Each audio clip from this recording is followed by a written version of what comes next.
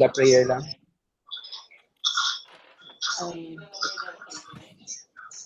Okay, sir. In the name of the Father, and of the Son, and of the Holy Spirit, amen. Lord, guide us all throughout this meeting.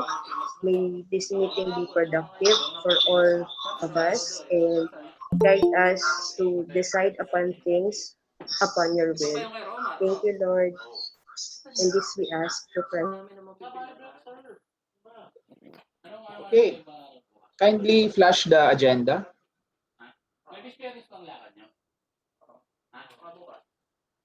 Ano pala, everyone, DDGA, the chairman, BAC chairman will instructed me to preside.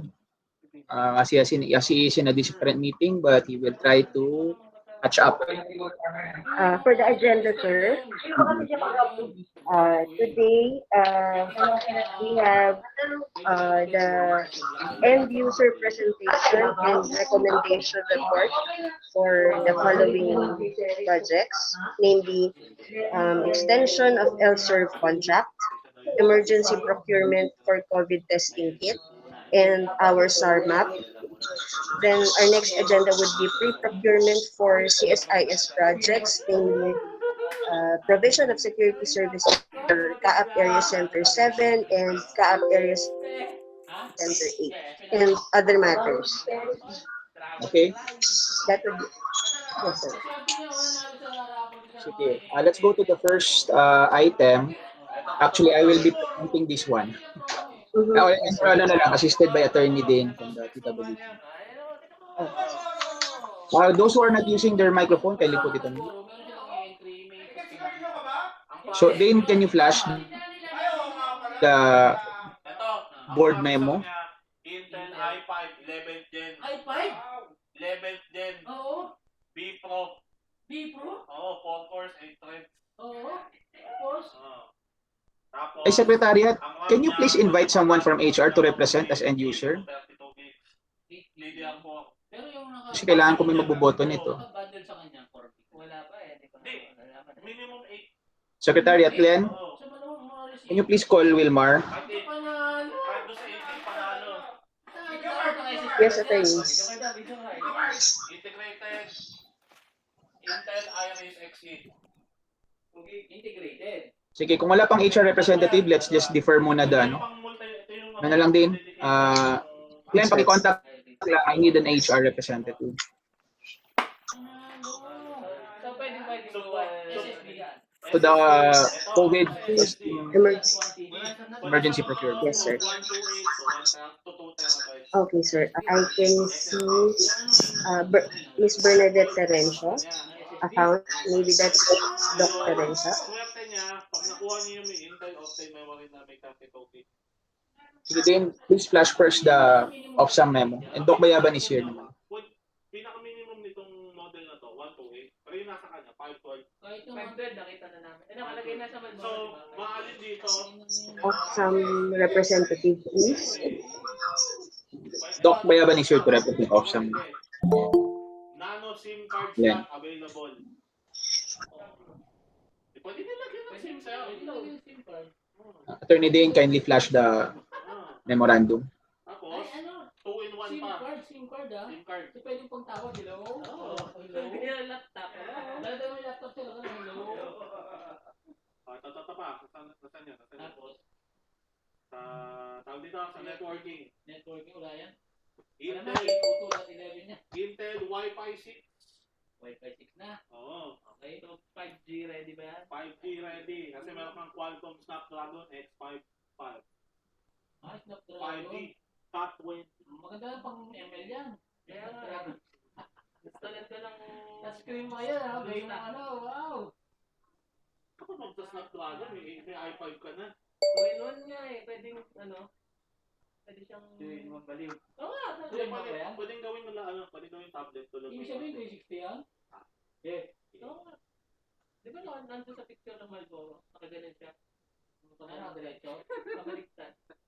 Ayun nga si Brett, oh. Okay. Ilang laptop na lang, Brett? Dalawa na lang. So, Doc Bayaban, would you like to be the one to present this or we can present together?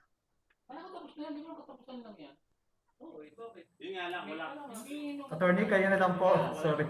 Okay. Sige, Doc. Sige, members of the BAC, just for your information, in the March board meeting, the CAAP Board of Directors requested management to prepare and come up with a management plan, a COVID-19 management plan for our personnel. So with this, nag-instruct si DG sa kay Doc Bayaban and legal and finance to sit down and think of what should be necessary. So as of now, OPSAM recommended two projects to be undertaken, which is a periodic testing for all Pag nandiyan na. Nasa Batangas eh. Sa Batangas ko pinadeliver eh. Ay, gano'n? Ayun yun? CAAPs kailangan matest, and this test will be conducted once a month. This is also in response to an alarming rate of cases dito sa central office, as shown in the statistical data below, pero may mas updated yata in for May, mas dumami. Ano na yun? 144 cases and around 6 deaths. Unfortunately, God bless the souls of our departed colleagues. No? So because of this, it's alarming. We need to know. Ano kasi, meron kasing mga people who are asymptomatic. They display no symptoms but they carry the virus.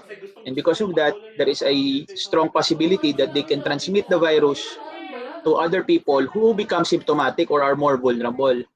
So the only way for us to be aware that we are not carrying the virus is to be constantly tested.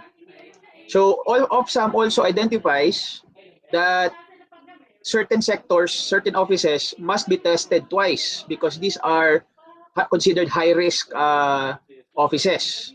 So ito pong lista as high-risk offices or high-risk employees based on the nature of their job, the working conditions of the facility, and their exposure to the general public due to the transactions that they have to take. Okay? So sa mga kasama natin sa ATS who are really working in the ATMC, there is nagkakahawaan because centralized ang air conditioning. Hindi naman pwedeng patayin din ang air conditioning kasi it's also unnecessary to cool the equipment. So based on our consultations with the different offices and these are the recommended number of persons. For the central office, the total is 1,624 persons. So yan yung once a month testing. Tapos ito ang listahan na mayroon pang twice a month testing for the high risk units and offices and personnel. So that is amounting to 915 tests for these offices. Next page please. So itong financial data, yung cost per test, 1,200. Ang cost, the average antigen test in the market nasa mga Dahil sa pagsinungaling nanalo ako. Kasi tatanungin nila, smoker ka ba? Yes. 200 in consideration of 1.5 to 1.8. Pero ito a concession agreement also. Itong testing provider natin will also be establishing COVID testing centers for airports. So dun sa concession agreement, nakalagay na basta CAAP personnel, we enjoy the services at discounted rate. Hence this cost at 1,200 and then they will be deploying a mobile clinic facility here sa office or in Nayong Filipino if there is already an agreement with MIA. So the service provider will set up a testing facility complete with a waiting area or and queuing area. The test kits that will be used must be IATF, DOH, RITM, and FDA approved. And then HR and the concerned offices must co-develop a schedule of testing, which is preferably online appointment. The test results will protect data privacy rules, will enforce. And CAAP will only pay for the test that have been actually administered. So even if ganito ang figures, kung may mga tao tayo na hindi nakapag-avail ng test, bababa siya. No? So ano lang talaga, kung ano lang magagamit natin, yan lang ang babayaran. And this budget was scheduled for May to December. But I think it's no longer feasible. Siguro mga mid-June ito magsisimula, Doc. No? The budget has, I already have the approved realignment, and the budget has been approved also for the 25,584,000 pesos. So I have it here with me. I don't think it's flashed there. Kita ba ako sa ano? I cannot see myself in the...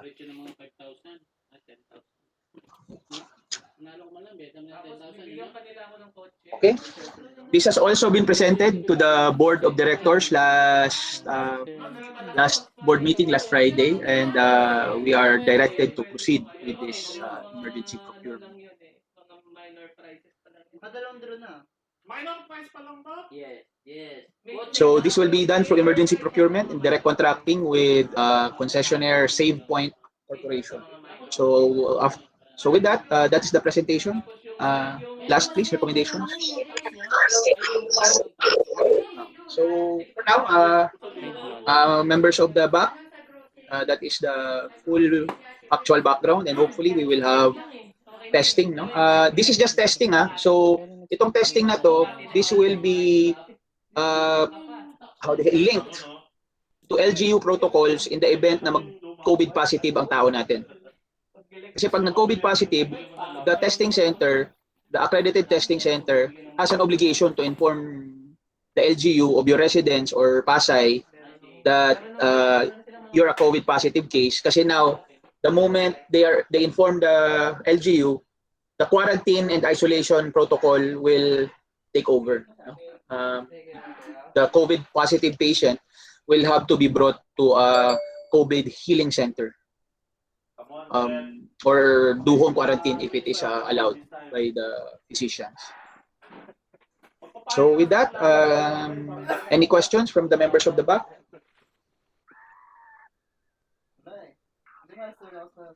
Any additional comments, Doc Rolly, that I may have forgotten? Yes po, mag-update na po siguro ng latest cases that we have. Okay, sir. Last we have reported na nakalagay po dyan. Ang last update po dyan is was as of February 12, it was around 121. As of yesterday po, 163 na po tayo.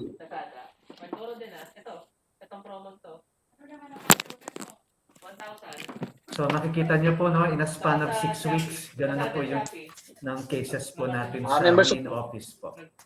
And the main of our cases are from ATS. From ATS po, yung bulk ng mga cases po natin, almost 40% from the ATS po. If you're also wondering, I will just put this on the record. This is only recommended for the central office because the data suggests that it is not financially viable to conduct a testing in our other facilities. Kasi based on the data, parang mga nasa 70 lang ang cases since 2020, since last year, and that is spread around all our airports and facilities. So on the average, mga 2 persons lang ang nag-test. So the risk is very low in the provinces to conduct this level of project. No? But I also would like to put on the record na sobrang seryoso talaga ang COVID. I have myself a staff here who tested positive, and nag-SOS na po ang pamilya kasi sumusobra na sa 100,000 ang kanilang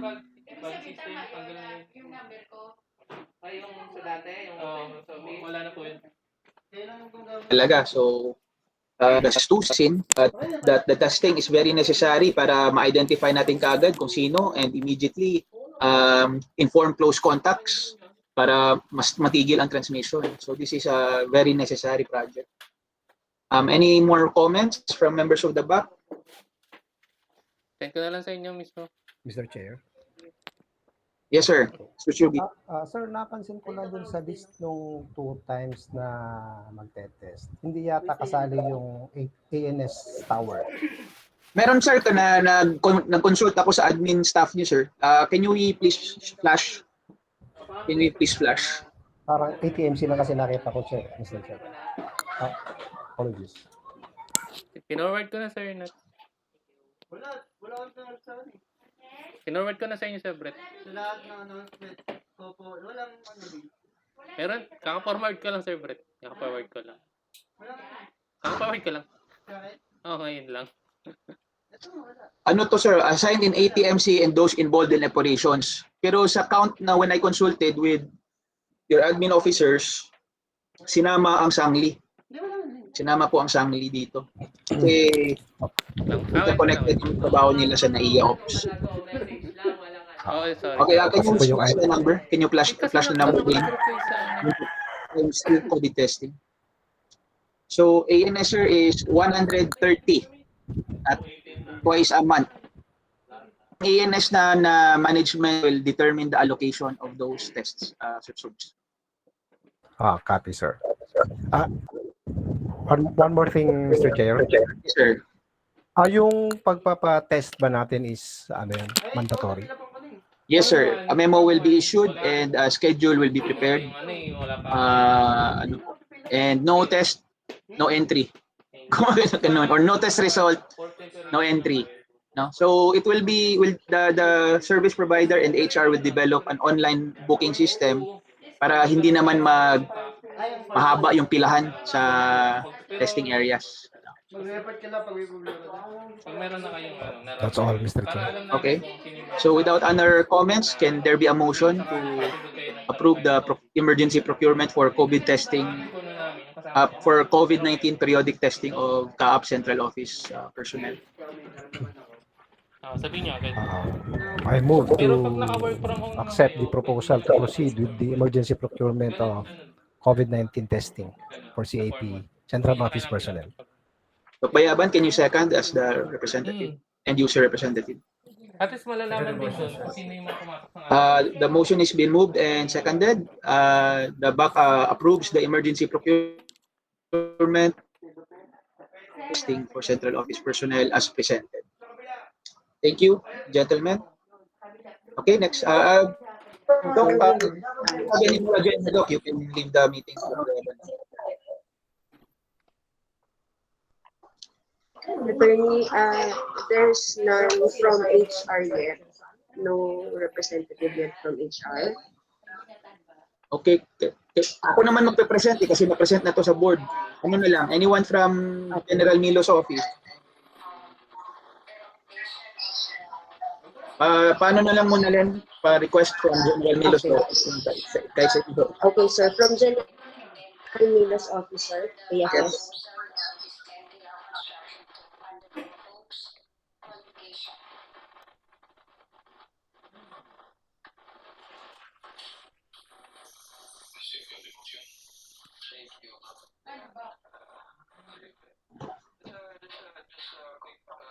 Doc B, do you still have an agenda today? Ayaw kong makainin yung oras nyo eh. Kung wala po, Sir, wala na po, sir. Okay, sir, you can adjourn, sir. Thank you, sir. Okay, thank you. Sir, thank you po. Thank you, sir. Thank you, Doc. Thank you, Ofsam. Ano pang next na agenda? Pending some from AF. Okay. Attorney, we can start with StarMap first before the extension of LSER contact, if you would allow. Yes, please. Let's proceed with StarMap procurement.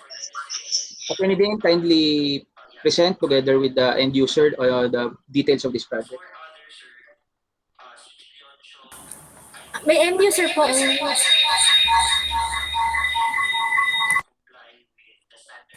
May end user po ba? Ma'am Len? Yes po, ma'am. Yes, Attorney Dane. Marami po kami. Yes po. So, yung background lang po, yung before po na ipoprocure na to through direct contracting with the amount of 733,265. Pero bumalik siya dahil nawalan po ng budget. So ngayon na forward na po sa amin sa TWG yung CBA and yung APP. Based dun sa CBA, 900,000 na yung budget niya for this one. And naka-include na din ito sa APP. Yung sino pong representative ng ATS? Ma'am, nandito po yung PARCC as well as andito din po ata si Sir Joma, tsaka po yung division chief namin. So, si Sir Joma yung representative to the back? Yes po, sir. Okay. Attorney. Okay, proceed. So, ngayon sir, i-mode po sana for direct contracting ulit kasi mag-start po dahil nawala ng budget from before. Same supplier siya, RPS, but hindi pa po namin na-receive yung bagong quotation if meron kasi nag-iba yata yung amount. Sir Joma, may bago po ba? Ma'am, I think nawawala si Sir Jones. Ma'am, meron pong bago, ma'am, sinubmit na po. Nandun na po for submission kay Sir Joma. Actually, ma'am, nagbago po yung amount based dun sa January 30 na computation na rate. Kasi yung nakalagay dito sa amin is around 827 without the taxes. Pero based on the January 30 na rate po, it will be around 736,000 without the taxes. Not including the taxes po.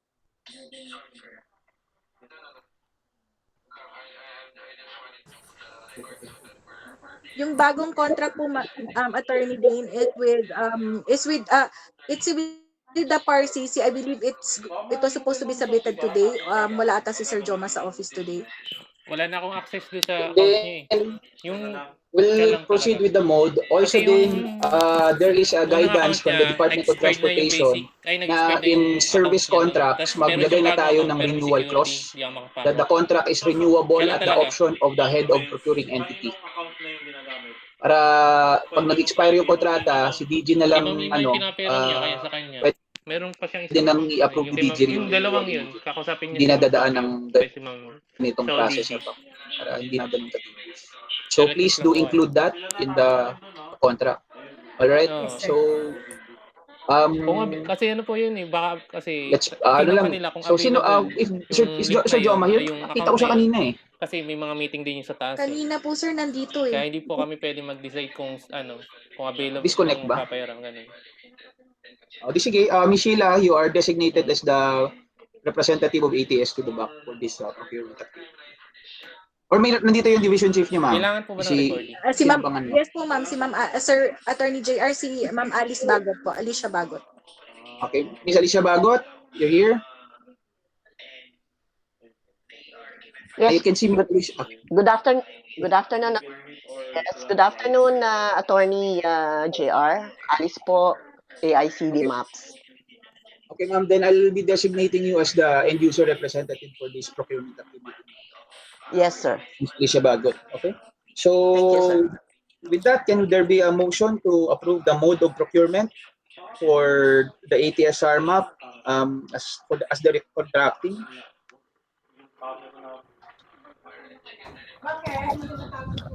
I move to accept the proposal of ATS for the direct contracting mode of procurement for the SAR map pending the addition of what Attorney JR has stated earlier. Meron Which one, sir? din May akong sa statement. Apo, nakalimutan ko yung statement mo, Attorney. Ayun na lang po. Renewal, Ano na lang, approval na lang of the SAR map. parang renewal of clause. Renewal clause, apo. Renewal clause. Okay, yes, sir. Yes, sir. Okay. Instructions na lang to the Okay. TW. I will rephrase. Mr. Dalawang Chair. araw po kasi yun eh, yung ICI. So I move to Ay, accept the proposal of ATS. Mas Bagot, do you second? Yes, I second the move to accept the procurement, sir. Okay, the motion is moved and seconded. Wala po, ma'am. The motion is virtual po hereby yun, pero approved. wala silang para sir. The ATSR map project will be procured through direct contracting. We also instruct the end users to come back to the back once the final draft contract has been prepared so we can issue a resolution for award. Kaso wala siyang ETS. So, Thank you. Noted, sir. finalize nyo na lang yung Thank you, sir. contract, and yun, make sure that the renewal clause is there para Sir, ano, in the Sir next Paul? in the following years, ano na lang, Gagamit silang conference? the Hope Fine. will be Fine. able to approve it immediately, no? And Ang subject to the kailangan nila, changes in link the lang. subscription price. Thank you, sir. Noted. Rapid, sir. Salamat po. Okay, please work with Attorney Dane on the documentary requirements to facilitate the direct contract. Will do, sir. Salamat po. Okay, Attorney Dane, thank you. Salamat po. Salamat po, sir. Okay, if you have no more agenda items, you are free to leave this meeting. Thank you po. Thank you, sir. Good Thank you. afternoon. Salamat po. Sir, we've contacted the administrative division. Opo. That they either instruct someone from HR or finance to represent them for the extension of LSERV contract matter here, sir, on our end user presentation. However, they have not been online. Would you allow to proceed with CSI projects, sir? Please Okay, right promote. now, how many members of the BAC are present? Only one, sir, Sir Shuji. Hindi lang. Ay, nako, please get me somebody from AFS. Super importante Yes, sir. to. Wala tayong pasahod sa mga JO natin kung hindi natin ito labas nitong Yes. pension na to. Yeah. Okay, ano, follow up. Let's proceed with the CSI. Attorney Deng, Ma'am Deng, please proceed. Sir, for this CSI, we have prepared the schedule po. Good afternoon, sir. Di po tumatawag sa 2086. Sa 87 po siya. Lumabas.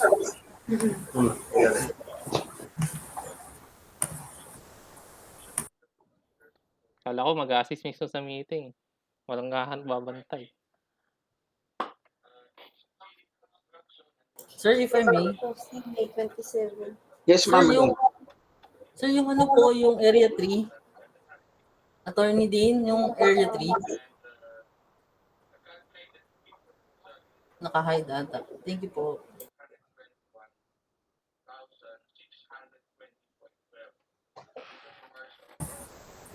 Ma'am, na-present po yung Area 3 from last time kasi wala siya dun sa agenda ng notice of meeting ng last time. Ha? Pero kasama po dun sa present namin po na na briefer. Yung pinaward ko sa attorney na briefer. Kasama po yun.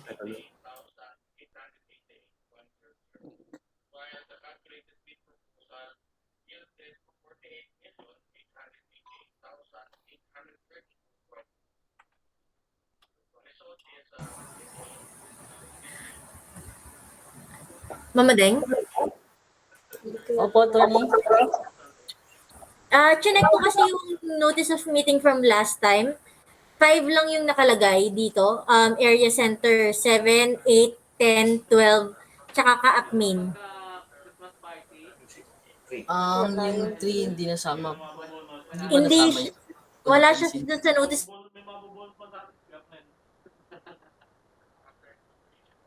of meeting from last time.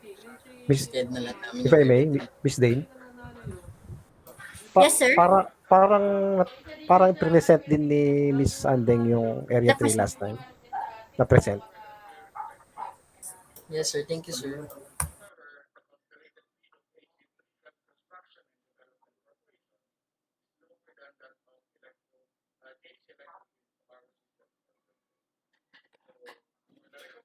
Fuck, ang hina ng dahil siya.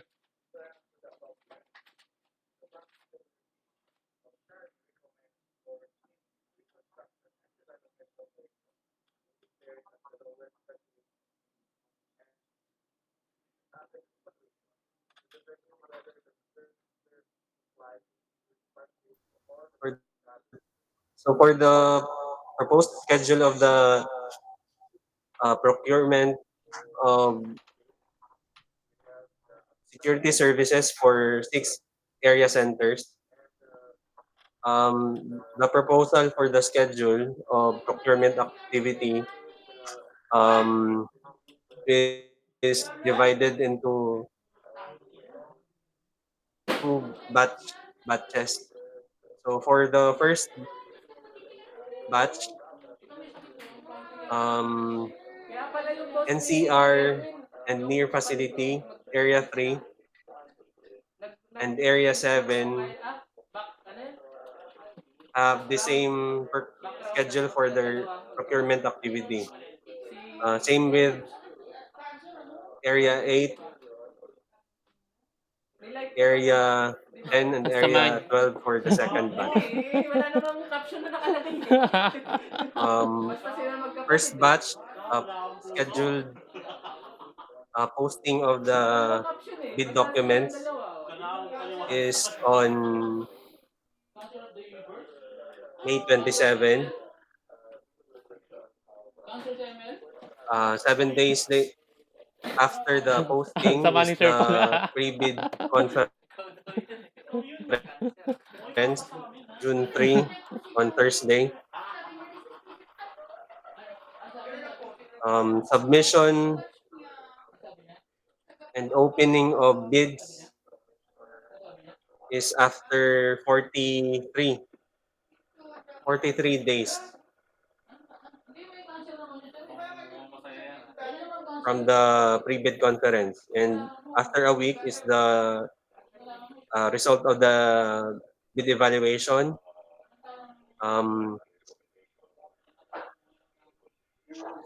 After 45 days from the bid evaluation report is the post-qualification report presentation. And after 14 days, September 20 is the recommendation for the award of the project to the winning bidders. For the second batch, posting is on June 3. June 3, 2021. 7 days after is the pre-bid conference.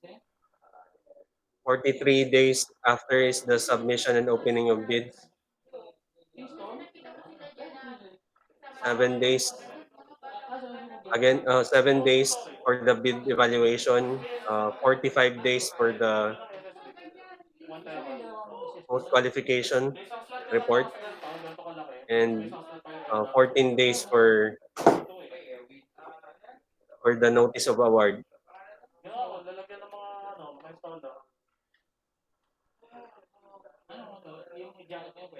Bali po, sinagad na po namin yung mga prescribed period for the submission kasi nag-require na puntahan ng mga bidder yung actual site.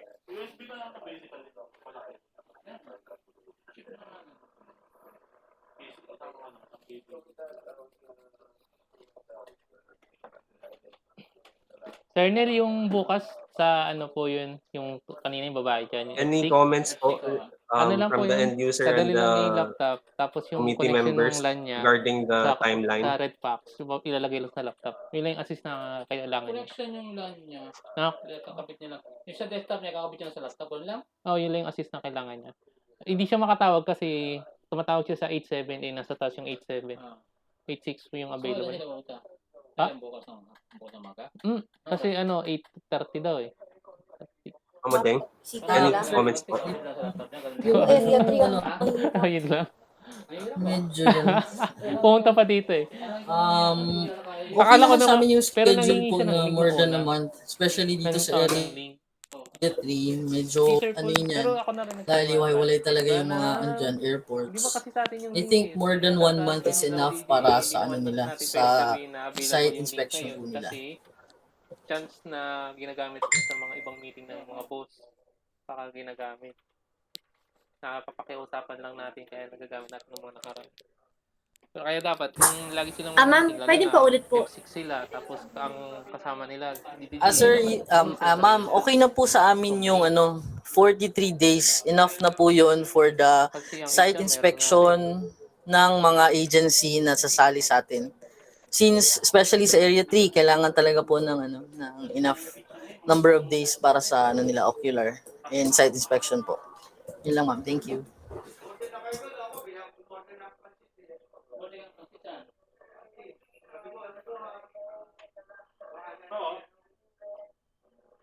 Pre-delegation meeting? Oo. Sabi naman ng okay na daw eh. Sabi ng Any comment from the members of the BAC? pero sabi niya may No further comment on my part. Sandali lang.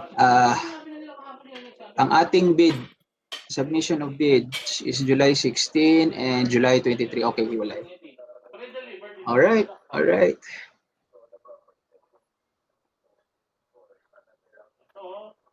patunan na niya dapat to.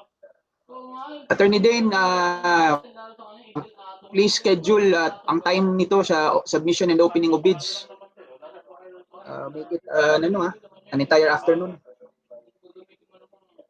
1 to 5. Alam naman natin sa previous experience, medyo madugo talaga ang security service contract. Sandali lang si General Sir John is calling.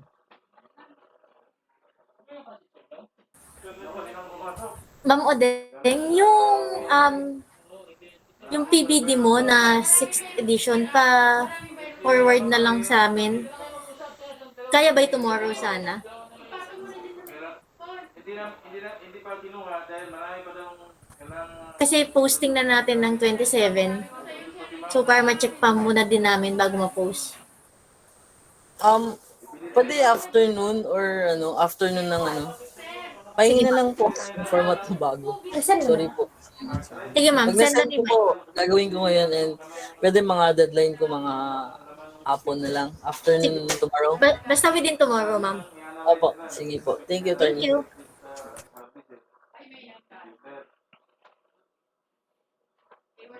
Hindi sila kagalingan. Akala ko pang standard ng FBI. Hindi ako believe Sir, kay DSCT Tapos, Magaling pa ni Paul ano doon. pa yung mga requirements na kailangan? May form na kay mag-submit. Bigyan pa na lang yun. Yun yung kailangan i-submit. At the same time, yung mga hard disk, yung mga hard disk ng mga computer. Dalhin mo sa PNP. At the same time, yung extra na hard disk. Doon nilipat lahat yung mga hard disk. Para yun yung i-analyze nila. Hindi,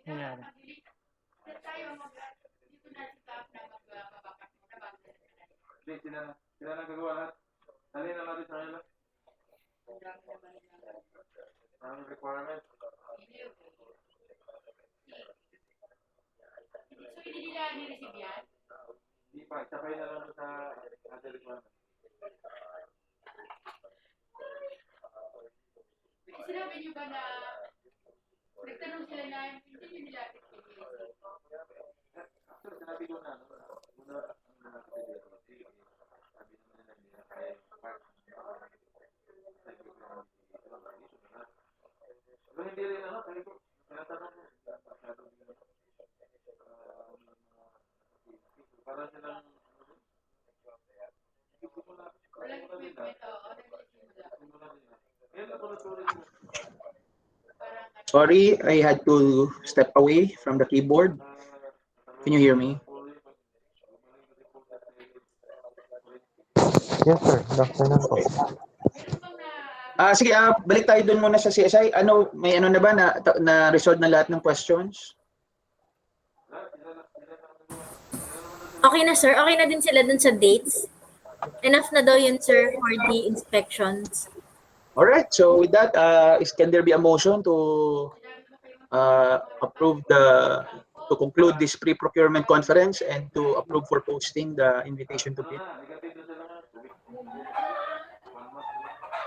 I move to accept the procurement process for CSIS personnel, for the CSIS project. Mamodeng, can you second? Seconded, sir.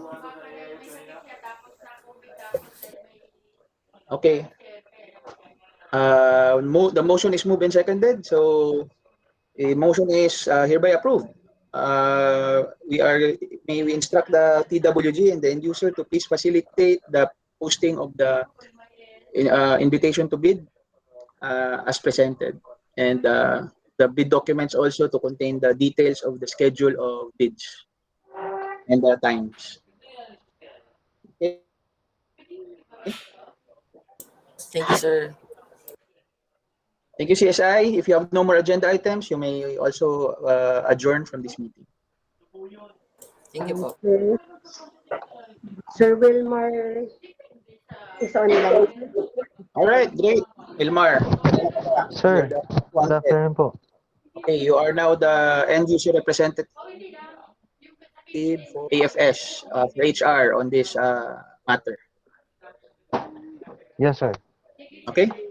So, members of the BAC, as a background lang din, this was also presented to the board last Friday, and the board has also recognized its importance, but the board required that a BAC resolution recommending the extension of the manpower outsourcing contract be submitted to the corporate secretary para ma-issue kaagad ang board resolution to support this. So yan na lang yung nag-iisang requirement ng board. So that's why we had to convene this meeting to issue that resolution. So this is similar also to the transaction of the FICG wherein the contract expired, but we will just extend the period and and the original terms will not be changed. Okay, can we scroll down? Can you please scroll down to the doon sa financial information. So as a background also, the Director General, nag-present kami sa management meeting with the DG. Yung initial recommendation ng Finance, HR, and Legal was to extend the contract to March to dalawang extensions. The first extension was March to June. Because sa June, gusto ng Finance to review our cash position if we are able to afford a second extension in July to December. But DG said, instructed na wag na, only one extension from March 1 to December 30. And in the event, i-monitor na lang ng Finance yung capacity natin to pay, and in the event na ma-forecast ng Finance na hindi, they have to give 60-day notice so that we can institute a pre-termination clause in the original terms of reference. Nandun naman yon, yung pre-termination clause, and one of the valid grounds for the pre-termination is the unavailability of funds. But we are hopeful that the funds will be available because Finance also presented a financial presentation to the board. Now, presently we have 3.5 billion in our cash on hand, and then we have an average of 250 million in revenue collections. So there is a sufficient funding to support this contract, hopefully up till the end of until the end of the year. So siyempre gusto din ni DG na, and the management is in agreement that ang mga tao ang ating pinaka-priority. So this project will enjoy the top priority in allocation of our resources. And in the event na hindi to ma-allocate, hindi siya immediately magte-terminate tayo, no? We will go through a escalation of pagtitipid. So ang isang suggestion ni DG is, first we will reduce the working hours in airports to reduce manpower hour requirements, thereby reducing contract price. So yan yung isang isang sitwasyon na pwedeng gagamitin or we can resort to in the event that the funds are insufficient to pay for the contract. Okay? So then this is not the version. This is version 3. Then can you flash version 3? I also emailed it to you. Ito yung signed. Okay. This is the first version kasi ng presentation namin sa board dry run. Can you just see the signed? Then can you flash the entire signatures?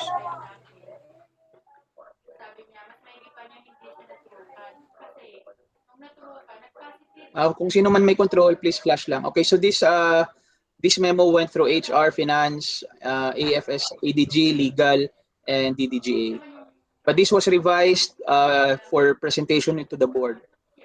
Attorney Dane, can you please flash the executive summary for the board, which already incorporated the changes of the DG? Na-email ko rin po sa inyo.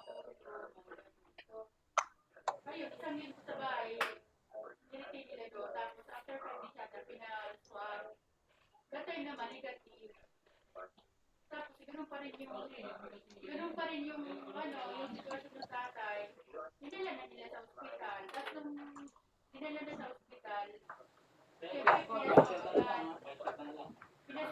Can you flash the financial information? kaya sabi nung driver, sabi niya, mas may pangamot, hindi nila namin pinatulungan. Kasi ngayon ko Okay. Down, please. Okay, so the total contract price for the extension contract is 990,990,436 pesos and 70 centavos. The amount was derived from the original contract price prorated per month multiplied by 10. Nakasunod naman kayo niyan, no? Basic math lang naman yan. Okay. So monthly contract price times 10. That's how it come up with. But Finance also gave me the estimates that they had, and it's even lower than this because it was based on actual estimate of how much they pay Elser per month based on the original contract. So we just stick to this because for purposes of extension, there should be no changing of the terms of the original contract except for the period. But also, we were also instructed by the board to incorporate a renewal clause, no? That upon expiration at the option of the hope, the contract may be renewed. So yan yung advice ng Department of Transportation on how they approach these service contracts. Any comments from the members of the BAC?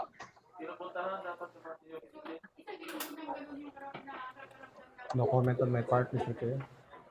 Wilmar, do you have any additional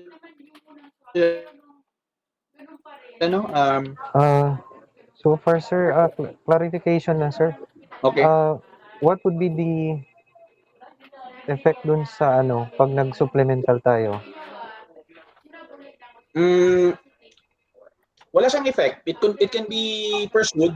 Wala siyang effect, Wilmar, because we are just extending the original contract period to 10 months. Ang sa supplemental kasi natin was errors in job leveling, errors in and manpower requirements or augmentation, and also probable onboarding. So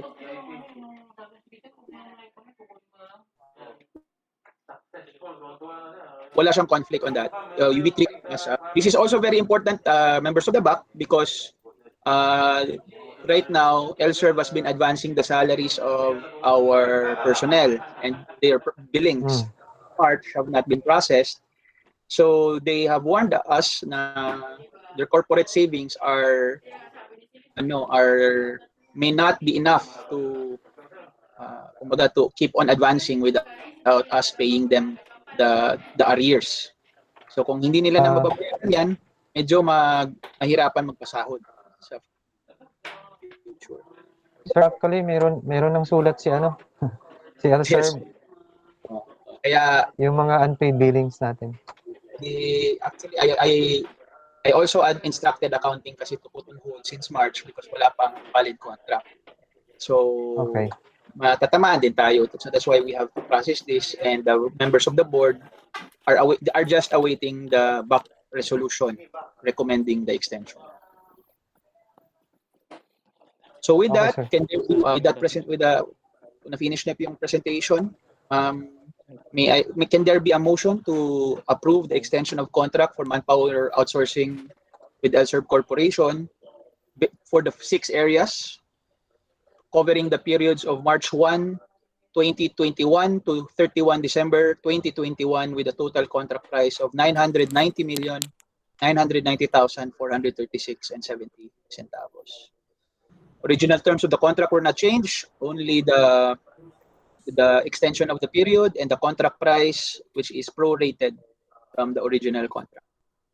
Can there be a motion to approve? I move to proceed with the recommendation to extend manpower outsourcing contract from LSR Corporation. Thank you, Sir Sugi. Sir Wilmar, will you second? I second the motion, sir. Thank you, sir, very much. Motion has been moved and seconded. Therefore, it is carried.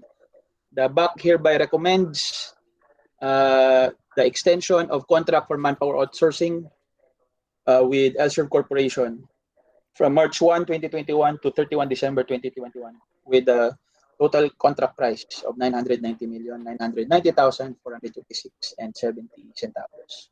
PWG kindly prepare that resolution immediately for the signatures of the BAC members and transmittal to the corporate secretary so that the contract may be extended immediately. Thank you. And any more agenda items, Ma'am Secretary? Sir, for other matters, I will pass the floor to Attorney Dane. Okay, please proceed. Sir Emery. Thank you.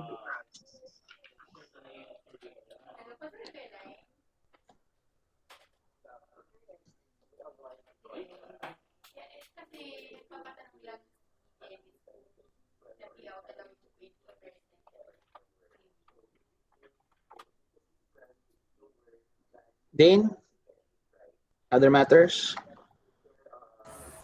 None from us, sir. None? Okay. Sir Emerson? Sorry, Attorney. Is Sambuanga matter not calling for the other matters today's meeting? For today's meeting, sir?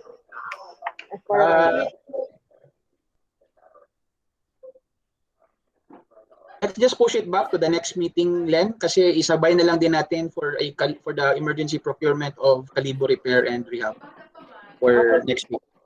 Copy, sir. Okay, with that, can there be a motion to adjourn? I move to adjourn today's session. Second ba, Wilmar? Second the motion, sir. Motion to adjourn is hereby approved. Ladies and gentlemen, thank you so much for attending this BAC meeting. PWG, thank you so much. And please kindly prepare the resolutions, especially on the LSERB extension and the COVID testing project. Mag-send out na rin tayo ng invitation to the service provider for their submission of their requirements for the recontracting. Thank you so much. Have a good day, everyone. Thank you, sir.